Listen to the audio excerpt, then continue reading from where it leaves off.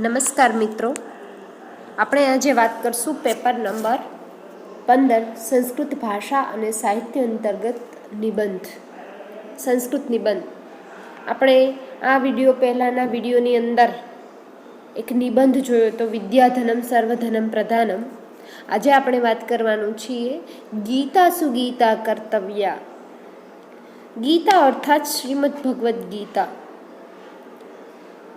પૂરા વિશ્વની અંદર શ્રીમદ ભગવદ્ ગીતા એ ખૂબ જ પ્રસિદ્ધ શાસ્ત્ર છે. શ્રીમદ ભગવદ્ ગીતા વિશે કોઈક અચૂક જ એવું હશે જે જાણતા નહીં હોય. ભગવદ્ ગીતા શું છે? તો શ્રીમદ ભગવદ્ ગીતા સ્વયં ભગવાન કૃષ્ણના મુખમાંથી ઉદ્ભવેલી ગવાયેલી એ શ્રીમદ ભગવદ્ ગીતા છે. તો એ ગીતાજી વિશે જેટલું કહીએ એટલું ઓછું છે, કેમ કે ગીતાજીની અંદર દરેક વિષયો સમાવિષ્ટ છે.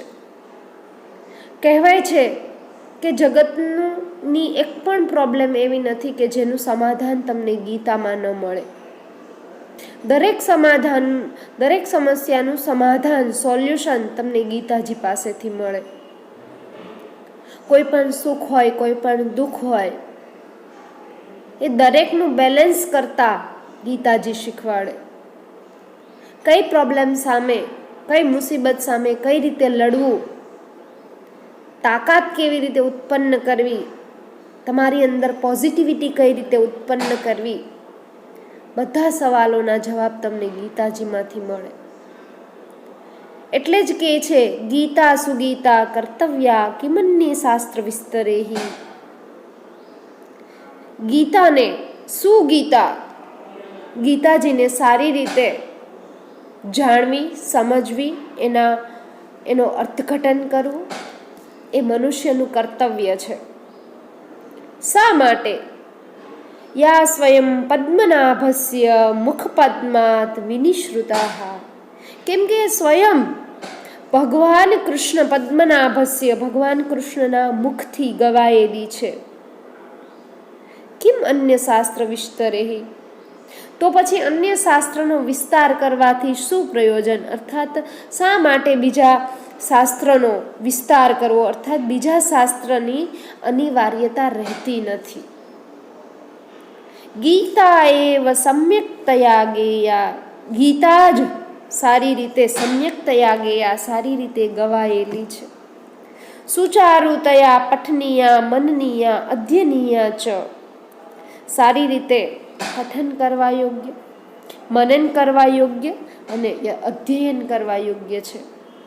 અસ્મિન ભારત વર્ષે શાસ્ત્રણામ ન્યૂનતા ન અસ્તિ. આપણા આ ભારત વર્ષની અંદર શાસ્ત્રોની ન્યૂનતા, કઈ શાસ્ત્રો ઓછા નથી, ઘણા બધા શાસ્ત્રો છે.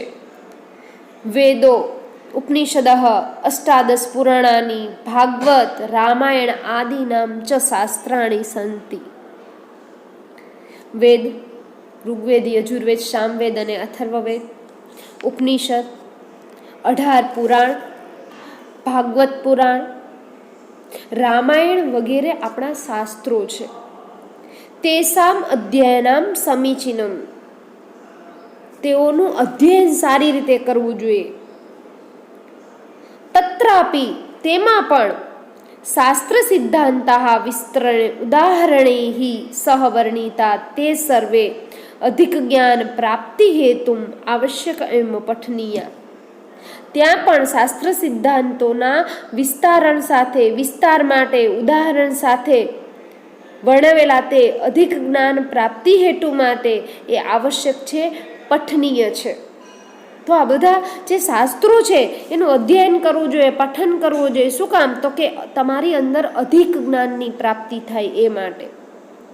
એની અંદર વિસ્તારથી ઉદાહરણ સાથે સમજાવેલું છે. પરંતુ ભગવાન શ્રી કૃષ્ણે સર્વશાસ્ત્ર સાર તત્ર દત્ત. પરંતુ ભગવાન કૃષ્ણે છે એ બધા શાસ્ત્રોનો સાર એક જ જગ્યાએ આપેલો છે.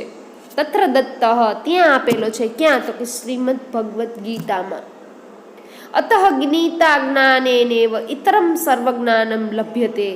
આથી જ ગીતાના જ્ઞાનથી અન્ય સર્વ પ્રકારનું જ્ઞાન છે એ પ્રાપ્ત થઈ જાય છે.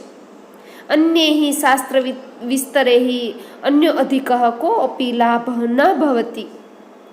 અન્ય શાસ્ત્રનો વિસ્તાર કરવાથી અન્ય અધિક કોઈ પણ લાભની પ્રાપ્તિ થતી નથી. અતઃ એવ અન્ય શાસ્ત્ર અભ્યાસ અનિવાર્ય ન અસ્તિ. આથી જ અન્ય શાસ્ત્રનો અભ્યાસ અનિવાર્ય નથી. એમ કહીને અહીંયા કહેવાયું છે કે માત્ર ગીતા એવી છે કે જેનો અભ્યાસ દરેક મનુષ્ય માટે આવશ્યક છે. તસ્ય કારણમ અપી કવિઃ અત્ર એવ દ્વિતીય ચરણે વર્ણયતિ. તેનું કારણ પણ આપે છે કવિ. દ્વિતીય ચરણ એટલે ગીતા સુગીતા કર્તવ્ય જે શ્લોક જોયો એનું દ્વિતીય ચરણની અંદર એનું કારણ પણ આપે છે, એનું કારણ પણ વર્ણવે છે. ગીતા ભગવાન કૃષ્ણસ્ય મુખ કમલાદ એવ નિઃસૃતા આશ્રિત. જો બીજું પંક્તિ છે ને, યા સ્વયં પદ્મનાભસ્ય મુખ પદ્માદ વિનિશ્રુતા. અર્થાત એનું કારણ એ છે કે ગીતા સ્વયં ભગવાન કૃષ્ણના મુખ કમલમાંથી નિઃશ્રુતા એટલે નીકળી છે. સ્વયં ભગવાને એનું વર્ણન કર્યું છે. કોપી સામાન્ય જનસ્ય રચના ન અસ્તિ. ભગવદ્ ગીતા છે એ કોઈ સામાન્ય માણસની રચના નથી. એ સ્વયં ભગવાન કૃષ્ણના મુખમાંથી વિસ્તરિત થયેલી છે. એવી છે આ ભગવદ્ ગીતા કે જે સામાન્ય કોઈ કવિની રચના નથી. ગીતા વેદ ઉપનિષદામ સારહ નવનીતમ ચ. એટલું જ નહીં, ગીતા છે એ વેદ અને ઉપનિષદનો સાર નવીનતમ ચ, એ નવીન રીતે છે એ પ્રકટ કરે છે. અતઃ એવ કથ્યતે, એટલા માટે જ કહેવાયું છે કે સર્વ ઉપનિષદ ગાવો દુગ્ધા ગોપાલ નંદન. બધા ઉપનિષદો છે એ ગાય છે, અર્થાત ગાય સમાન છે. દોગ્ધા ગોપાલ નંદ, એનું દોહન કરનાર સ્વયં ગોપાલ નંદન અર્થાત શ્રી કૃષ્ણ છે. બધા ઉપનિષદો છે એ ગાયો છે, અર્થાત ગાય સમાન છે. જ્યારે એનું દોહન કરનાર, એ ગાયનું દોહન કરનાર સ્વયં કૃષ્ણ ભગવાન છે. પાર્થો વત્સ સુધીર ભોગતા, અને એને ભોગન કરનાર, એને ભોગવનાર પાર્થો વત્સ, વાછરડું કૃષ્ણ, શ્રી કૃષ્ણના પરમ મિત્ર એવા અર્જુન છે. દુગ્ધમ ગીતામૃતમ મહદ, અને એમાંથી જે દોહન થયેલું દૂધ છે એ ગીતાનું અમૃત છે. સર્વ ઉપનિષદ ગાવ સ્વરૂપા દૃશ્યંતે, બધા ઉપનિષદો છે એ ગાય સ્વરૂપ જોવા મળે છે. ગોપાલનંદન ભગવાન શ્રી કૃષ્ણ તાસામ ધેનુનામ દોગ્ધા વર્તતે. ગોપાલનંદર સ્વયં કૃષ્ણ ભગવાન છે એ તેમાં ધેનુનામ દોગ્ધા વર્તતે, ધેનુના દોહન કરનાર છે. સપ્રયત્નેન ઉદાહરણેન સગીતા જ્ઞાનમ વિતરતી, તે ખૂબ જ પ્રયત્ન સાથે, પ્રયત્નપૂર્વક ઉદાહરણ સાથે ગીતાનું જ્ઞાન છે એ પીરસે છે, આપે છે, વિતરણ કરે છે. કૃષ્ણ ભગવાન આમ કરવું જોઈએ, આમ કરવું જોઈએ, માત્ર એને વ્યાખ્યાયિત નથી કરતા, વ્યાખ્યાન નથી આપતા, પણ એને ઉદાહરણ સાથે સમજાવે. કવિ વર્ણયતી, કવિ વર્ણવે છે. અત્ર સુધી પાર્થ, અહીં સુધીર ભોગતા કોણ છે? પાર્થ, અર્જુન. વત્સ સ્વરૂપેણ દુગ્ધ સ્વરૂપમ ગીતામૃતમ પીબતી. અહીંયા જે અર્જુન છે એ વાછરડા સ્વરૂપે દુગ્ધમ સ્વરૂપમ ગીતામૃતમ, જે ગીતારૂપી અમૃત છે એને દૂધ સ્વરૂપે છે એ પીવે છે. પાર્થસ્ય માધ્યમેન વયમપી ગીતામૃત્યસ્ય આસ્વાદઃ કુર્મઃ. એટલું જ નહીં, પરંતુ પાર્થ એટલે કે અર્જુનના માધ્યમથી આપણે બધા પણ ગીતારૂપી અમૃતનું આસ્વાદન કરીએ છીએ. ગીતા જ્ઞાનમ અમૃતમ અસ્તિ કો અપી સંદેહ ન અસ્તિ. ગીતા જ્ઞાન છે એ અમૃત સમાન છે, એમાં કોઈ પણ પ્રકારનો સંદેહ શંકા ન થઈ શકે.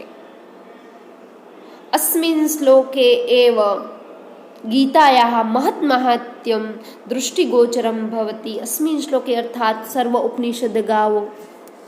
આ શ્લોકની અંદર ગીતાનું ખૂબ મહાત્મ્ય છે એ જોવા મળે છે, દૃષ્ટિગોચર થાય છે.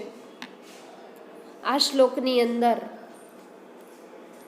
અહીંયા ભગવદ્ ગીતા છે એ ભગવદ્ ગીતાનું મહત્વ શું છે એ મહત્વ છે એ પ્રસ્થાપિત થાય છે. ઇદાનીમ તુ ગીતાયાઃ અધ્યયનમ અનિવાર્ય દુષ્યતે. અત્યારે તો ગીતાજીનું અધ્યયન છે એ અનિવાર્ય જોઈ શકાય છે. ગીતાયામ ઈદશમ કિમ અસ્તિ યત કવિ એવ વદતી. ગીતાનું ઈદશમ આવું અધ્યયન, આવું કિમ અસ્તિ શા માટે છે, અતઃ કવિ એવ વદતી આથી જ કવિ કહે છે. શા માટે ગીતાજી છે એનું અધ્યયન જરૂરી છે એટલે વાત કરે છે. તમે કોઈ ભગવદ્ ગીતા જો વાંચી હોય તો તમને ખ્યાલ આવે કે ભગવદ્ ગીતાની શરૂઆત પ્રથમ અધ્યાયમાં અર્જુન વિષાદ યોગથી થાય છે. એટલે કવિ અહીંયા કહે છે અર્જુનસ્ય વિષાદેન એવ ગીતા શાસ્ત્ર ઉત્પત્તિ ભવતી. અર્જુનના વિષાદથી જ ગીતાજીની ઉત્પત્તિ થાય છે. કુરુક્ષેત્રે કૌરવ પાંડવોયોઃ મહતી સેના પરસ્પર મહાયોદ્ધુમ સુગઠિતા ભવતી. કુરુક્ષેત્ર એવા મેદાનમાં તમે ભગવદ્ ગીતા વાંચી હોય તો તમને ખ્યાલ આવે. ધર્મક્ષેત્રે કુરુક્ષેત્રે સમવેતાયુત્સવઃ મામકાશ્ચ પાંડવાશ્ચ કિમ કુર્વત સંજય. એ શ્લોકથી છે એ શરૂઆત થાય છે. એવું શા માટે ધૃતરાષ્ટ્ર પૂછે છે?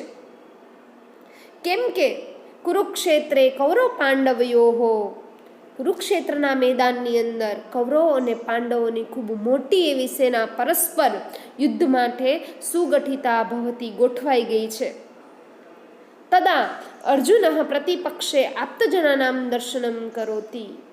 ત્યારે જ અર્જુન છે એ પ્રતિપક્ષે એટલે પોતાના સામેના પક્ષની અંદર આપ્તજન એટલે પોતાના જે સ્વજનો છે એનું દર્શન કરે છે.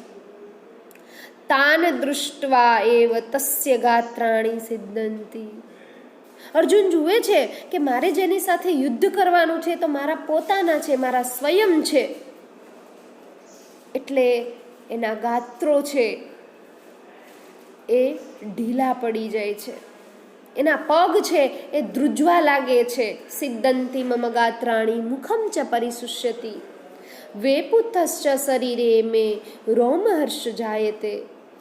એ કૃષ્ણને બોલી ઉઠે છે સિદ્ધંતી મમ ગાત્રાણી, મારા પગો છે એ ઢીલા પડે છે, મારા પગ ધ્રુજવા લાગ્યા છે. મુખમ ચ પરિશુષ્યતિ, મુખ સુકાઈ ગયું છે. તસ્ય શરીરમ કંપતે, મારું શરીર છે એમાં કંપન થાય છે. રોમાણી ઉતિષ્ઠાની ભવંતી, મારા રૂવાડા પણ ઊભા થઈ જાય છે. શા માટે? તો કે મારી સામે જ મારા પિતા છે, પિતામહ છે, મારા ભાઈઓ છે, મારા બાંધવો છે, તો એની સામે યુદ્ધ હું નહીં કરી શકું, માટે મારી આવી હાલત છે. એ વિચારે છે. સ વિચાર્યતી એતાન સર્વાન આપ્તજનાન મારયિત્વા. એ વિચારે છે કે આ બધાને આપ્તજનોને હું મારીને પાપચરણમ કૃત્વા ચ અહમ કિમ પ્રાપ્તમ કરીષ્યામિ. પાપનું આચરણ કરીને હું શું પ્રાપ્ત કરી શકીશ? હું કંઈ જ પ્રાપ્ત નહીં કરું. હું આ બધાને મારીશ તો પાપનું આચરણ કરીશ. ઇદમ દુરાચરમ મયા ન આચરણીયમ. આવો દુરાચાર છે એ મારાથી આચરણીયમ, એટલે હું આવો દુરાચાર છે એ કરી શકીશ નહીં. તદા ભગવાન શ્રી કૃષ્ણ ગીતા ગાનમ કરોતી. ત્યારે ભગવાન શ્રી કૃષ્ણ ગીતાનું ગાન કરે છે, ગીતા છે એની સમક્ષ મૂકે છે, ગીતાજીનું જ્ઞાન છે એ અર્જુન હવે સાંભળે છે. પ્રથમે એવ અધ્યાય અર્જુન વિષાદ યોગ. તમે બધા જાણો છો કે શ્રીમદ ભગવદ્ ગીતા 18 અધ્યાયોની અંદર વિભાજિત છે. 18 અધ્યાયની અંદર શ્રી કૃષ્ણ ભગવાન અર્જુનને છે એ ગીતા ઉપદેશ આપે છે. અને બધા અધ્યાયની પાછળ યોગ શબ્દ જોડાયેલો છે. એ યોગ શબ્દને પણ સમજવા જેવો છે. અર્જુન છે એના વિષાદને ઓછું કરવા કૃષ્ણ ભગવાન અર્જુનને જે ઉપદેશ આપે છે એ જ 18 અધ્યાય. તો પ્રથમ અધ્યાય અર્જુન વિષાદ યોગ. વર્ણયતો શ્રી કૃષ્ણ, વર્ણતા શ્રી કૃષ્ણ ગીતાયામ, ગીતામાં બીજા કયા કયા યોગ સમજાવે છે? વિભૂતિ યોગ, વિશ્વરૂપ દર્શન યોગ, ક્ષેત્રજ્ઞ વિભાગ યોગ, ગુણત્રય વિભાગ યોગ, દેવાસુર સંપાદ વિભાગ યોગ, કર્મયોગ, જ્ઞાન યોગ, ભક્તિ યોગ, શ્રદ્ધાતય વિભાગ યોગ, મોક્ષ સંન્યાસ યોગ, સાંખ્ય યોગ, ધ્યાન યોગ ચ વર્ણયતી.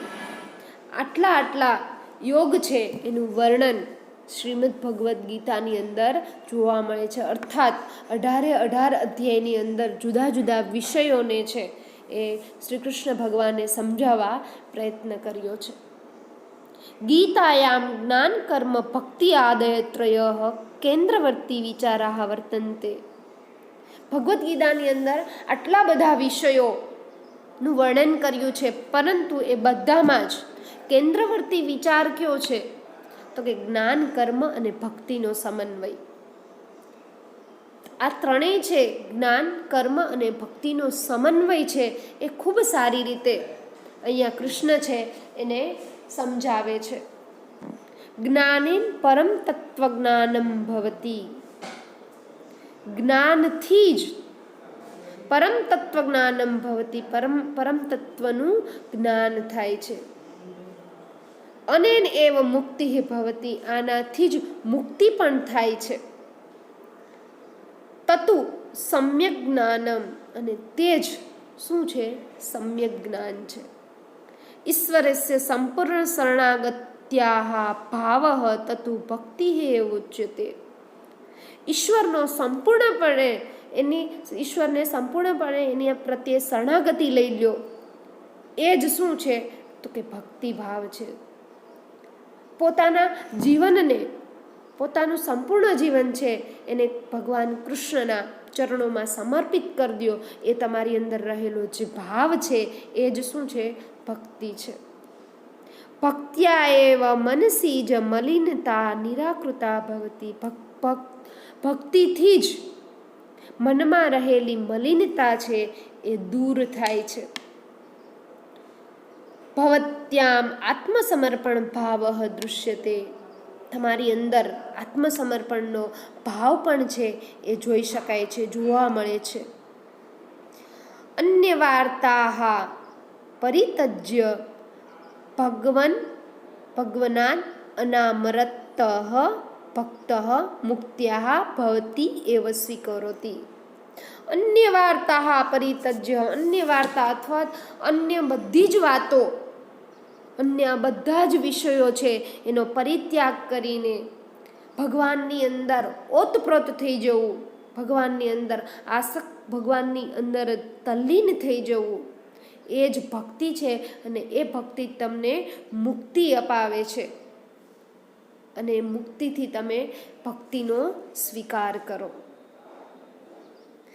આટલા વિષયો છે એ આટલા વિષયોને ભગવદ્ ગીતાની અંદર જે સમજાવવામાં આવ્યા છે એ દરેક વિષયો જો તમે અંતઃકરણની અંદર સારી રીતે તમે એને સમજો તો જીવનની દરેક કઠિનાઈ, દરેક મુસીબતો છે એનો સામનો કરવા તમે સક્ષમ બનો છો, જ્ઞાની બનો છો. અને જે જ્ઞાની છે એ જ્ઞાનીને કોઈ દિવસ સુખ, દુઃખ કે મોહ છે એવા ભાવો ઉત્પન્ન થતા નથી. ભગવદ્ ગીતાનો જે બીજો અધ્યાય છે એ બીજા અધ્યાયની અંદર તમે જોશો તો ત્યાં સ્થિત પ્રજ્ઞના લક્ષણો આપ્યા છે. એ સ્થિત પ્રજ્ઞના લક્ષણોથી તમે જોશો તો જે સ્થિત પ્રજ્ઞ માણસ છે એ સુખ દુઃખ મોહાત્મકા એ બધા જ વસ્તુઓથી શું થાય છે? દૂર થાય છે. એટલે જ અનેક યોગા ગીતાયામ વર્ણિતા વિદ્યંતે, અનેક પ્રકારના યોગ છે એનું વર્ણન ગીતાજીમાં જોવા મળે છે. કિંતુ સર્વયોગેભ્ય, યોગ એટલે જોડાણ. આ શબ્દ મેં હમણાં પણ કહ્યું કે યોગ શબ્દ સમજવા જેવો છે. કિંતુ સર્વભિ યોગેભિ કર્મયોગ પ્રધાન દૃશ્યતે. આ બધા યોગની અંદર કર્મયોગ છે એ કર્મયોગ કેવો છે? પ્રધાન છે. જેમ જ્ઞાન કર્મ અને ભક્તિનો સમન્વય પ્રધાન છે, કેન્દ્રવર્તી વિચાર છે એ જ્ઞાન કર્મ અને ભક્તિ છે, એ જ રીતે બધા યોગની અંદર મુખ્ય પ્રધાન યોગ કયો છે? કર્મ. કેમ કે માણસનો કર્મની અંદર અધિકાર છે. દરેક માણસે છે એ કર્મ કરવું જોઈએ. જોકે ભગવાન સ્વયં કહે છે કે કોઈ પણ માણસ એવો નથી આ જગતની અંદર જે કર્મ વિહીન હોય. દરેક વ્યક્તિ કોઈને કોઈ કર્મ કરતો હોય. બેઠો છે તો એ બેસવાનું કર્મ કરે છે, ઊભો છે તો એ ઊભવાનું કર્મ કરે છે. તો કર્મ છે એ પ્રધાન છે. શ્રી કૃષ્ણ સ્પષ્ટમ કથયતિ કર્મણી એવા અધિકારસ્તે મા ફલેશુ કદાચન. તમારો કર્મની અંદર અધિકાર છે, એના ફળની અંદર નહીં. ભોહ અર્જુન, હે અર્જુન, તવ અધિકાર કર્મણી એવ દેતી. હે અર્જુન, તારો અધિકાર માત્ર ને માત્ર કર્મની અંદર છે. અને અત્યારે તારું કર્મ છે યુદ્ધ કરવું. કોના માટે? તો કે ધર્મ માટે.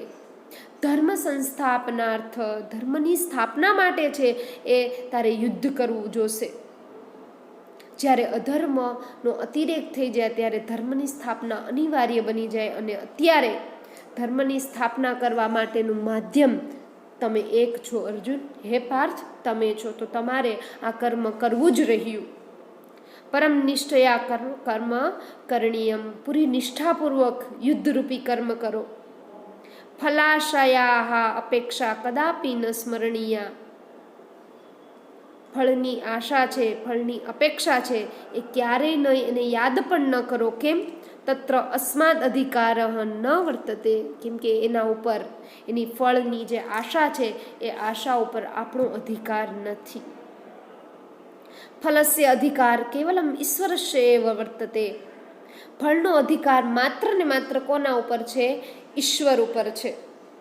ઈશ્વર એક જ એવો છે કે જે ફળનો અધિકારી છે, આપણે નહીં. કર્મયોગે પરમ પુરુષાર્થસ્ય ભાવ દૃશ્યતે. કર્મયોગની અંદર પરમ પુરુષાર્થ, પ્રારબ્ધ અને પુરુષાર્થ વિશે તમે નીતિ શતકની અંદર ભણી ચૂક્યા છો. પ્રારબ્ધ કોને કહેવાય અને પુરુષાર્થ કોને કહેવાય? તો કે કર્મયોગની અંદર પરમ પુરુષાર્થનો ભાવ જ જોવા મળે છે. યુદ્ધ કર્મણી એવ અર્જુનસ્ય અધિકાર તસ્ય ફલેન. હે અર્જુન, તારો અધિકાર માત્ર અત્યારે યુદ્ધ એવા કર્મ કરવામાં છે, એના ફળમાં નહીં. એતદ એવ ભાવ જગત મનુષ્યશેષુ અપી વર્તતે. આવો જ ભાવ જગતના મનુષ્યમાં પણ જોવા મળે છે. જગતના મનુષ્ય કોઈ પણ કર્મ કરે તો એને પણ ફળની આશા રાખવી જોઈએ નહીં. કેમ કે ફળ ઉપર માત્ર ને માત્ર ઈશ્વરનો અધિકાર છે, તમારો નહીં. જન્મના યત કર્મ મિલિતમ તદેવ કરણીયમ. જન્મમાં જે કાંઈ કર્મ મળે છે એ કરવું જોઈએ. કોપી અન્ય વિચાર અનાવશ્યક. ત્યારે કોઈ પણ વિચાર છે એ અનાવશ્યક છે. કોઈ પણ પ્રકારનો વિચાર કરવો જોઈએ નહીં. તદેવ મનુષ્ય ધર્મ. આ જ મનુષ્ય ધર્મ છે. અધિક ચિંતયા કિમ. અધિક ચિંતા શા માટે કરવી જોઈએ? પણ આપણને બધાને વધારે પડતી ચિંતા કરવાની આદત હોય છે. અતએવ ભગવદ્ ગીતાયામ સ્વયં ભગવતા ઉક્તમ. આથી જ ભગવાન કૃષ્ણ સ્વયં પોતે ભગવદ્ ગીતામાં કહે છે કે સર્વધર્માન પરિત્યજ્ય મામેકમ શરણમ વ્રજ. બધા જ પ્રકારના ધર્મોનો ત્યાગ કરીને મારા શરણમાં આવી જાઓ. અહમ ત્વામ સર્વ પાપેભ્યો મોક્ષયામી મા શુચઃ. હું તમારા બધા જ પ્રકારના પાપ છે એને નાશ કરીને મોક્ષ અપાવીશ. અને સાથે સાથે કૃષ્ણ ભગવાન એ પણ કહે છે કે બધા ધર્મોનો ત્યાગ કરીને મારી પાસે આવી જાઓ, મારા શરણમાં તમે આવો, હું તમને મોક્ષ અપાવીશ, એમાં કોઈ પણ પ્રકારની શંકા નથી. અને ભગવાન કૃષ્ણ અર્જુનને સમજાવતા કહે છે કે જ્યારે પણ અધર્મ છે એનો અતિરેક થઈ જાય ત્યારે મારો અવતાર જરૂર થશે, અને અધર્મના નાશ માટે છે એ મારો અવતાર થશે, અને ધર્મની સ્થાપના માટે. એટલે કે છે યદા યદા હિ ધર્મસ્ય ગ્લાનિર્ભવતી ભારત અભ્યુત્થાનામ અધર્મસ્ય તદ આત્માનામ સૃજામ્યહમ. હે પાર્થ, યદા યદા હિ ધર્મસ્ય ગ્લાનિર્ભવતી ભારત. હે ભારત, હે પાર્થ, જ્યારે જ્યારે પણ ધર્મને ગ્લાનિ થશે ત્યારે ત્યારે હું મારા તદ આત્માનામ સૃજામ્યહમ, મારા આત્માનું સર્જન કરીશ. શા માટે? ધર્મ સંસ્થાપનાર્થમ, ધર્મની સ્થાપના કરવા માટે. શ્લોકે અસ્મિન અર્થાત યદા યદા હિ ધર્મસ્ય, એ શ્લોકની અંદર શ્રી કૃષ્ણ અર્જુનાય કથયતિ સ્વસ્ય અર્જુનસ્ય ચ અનેક અવતારાહ સંજાતાહ. એ શ્લોકની અંદર એમને સમજાવે છે કે કૃષ્ણ તમારા અને મારા, એટલે સ્વસ્ય અર્જુનસ્ય ચ, તમારા અને મારા, હે પાર્થ, તમારા અને મારા અનેક અવતારો થયા છે. સાધુ જનાન પરિત્રાતૃમ દુષ્કૃતાન પરિહર્તુમ ચ સ્વયં ભગવાન એવ પુનઃ પુનઃ અવતરતી. સાધુ જે સંત છે, જે સજ્જન પુરુષ છે, એના પરિત્રાતૃમ, એના દુઃખોને હરવા માટે, અને દુષ્કૃતામ પરિહર્તુમ, જે દુષ્કૃત્યો છે એ દુષ્કૃત્યો કરનાર છે એનો નાશ કરવા માટે સ્વયં ભગવાન છે એ પુનઃ પુનઃ અવતાર લે છે. ધર્મ સંસ્થાપનાર્થ ઈશ્વર યુગે યુગે રામ આદિ અવતાર સ્વરૂપેણ સંભવતી. ધર્મની સ્થાપના માટે સ્વયં ઈશ્વર યુગે યુગે રામ વગેરે અવતારો સ્વરૂપે ધારણ કરે છે. જે રીતે રામ વગેરેનો અવતાર થયો છે એ જ રીતે એવમ શ્રી કૃષ્ણ અવતારવાદસ્ય મહિમા ગાયતે. એ જ રીતે શ્રી કૃષ્ણ પણ અહીંયા અવતારવાદનો મહિમા ગાય છે. પંચદેશે અધ્યાયે શ્રી કૃષ્ણ અસ્વસ્થ વૃક્ષમ પુરુષોત્તમ યોગ ચ વર્ણયતિ. પંચદેશે અર્થાત 15મા અધ્યાયની અંદર શ્રી કૃષ્ણ છે એ અસ્વસ્થ રૂપી વૃક્ષ દ્વારા પુરુષોત્તમ યોગ છે એનું વર્ણન કરે છે. એવં ગીતામ જ્ઞાત્વા જન મોક્ષમ પ્રાપ્નોતિ. એમ જ આવી જ રીતે ગીતાને જાણીને લોકો છે એ મોક્ષની પ્રાપ્તિ કરી શકે છે. અન્ય શાસ્ત્રનામ આવશ્યકતા ન અસ્તિ, અન્ય શાસ્ત્રોની આવશ્યકતા નથી. અતએવં ગીતાસુ ગીતા કર્તવ્યા. આથી જ ગીતાને સારી રીતે એના અર્થને જાણવો, એનું અધ્યયન કરવું, એનું પઠન કરવું એ જ મનુષ્યનું કર્તવ્ય છે. જય શ્રી કૃષ્ણ. જય તુ ગીતામૃતમ. અહીંયા આપણે થોડા શબ્દોની અંદર ગીતાજીનો ખ્યાલ સ્પષ્ટ કર્યો છે, ગીતાજીના વિષય વસ્તુને જાણવા પ્રયત્ન કર્યો. પણ આ બહુ થોડો એવો એમનો પરિચય છે જે તમારે પરીક્ષાની અંદર લખવાનો હોય છે. પણ જો તમારા જીવનની અંદર ઉત્કર્ષની ઈચ્છા ધરાવતા હોય, ઉન્નતિની ઈચ્છા ધરાવતા હોય, સારી રીતે જીવન જીવવું હોય, તો ગીતા અભ્યાસ છે એ તમારા જીવન માટે અભ્યાસક્રમ લક્ષી નહીં, પરંતુ જીવન માટે પણ ખૂબ જ ઉપયોગી છે. ગીતાનું જ્ઞાન એક એવું જ્ઞાન છે જેને અભ્યાસક્રમ સાથે કોઈ જ બંધન નથી. ગીતાનું જ્ઞાન અભ્યાસક્રમ ન હોઈ શકે, એ તો જીવનલક્ષી જ્ઞાન છે. તો જીવનલક્ષી જ્ઞાન જો આપણને ગીતામાંથી સરળતાથી આપણને મળતું હોય તો આપણે અચૂકપણે ગીતાજીનો અધ્યયન કરવું જોઈએ, એને સમજવું જોઈએ, એના અર્થઘટનો છે એને સમજવા પ્રયત્ન કરવા જોઈએ.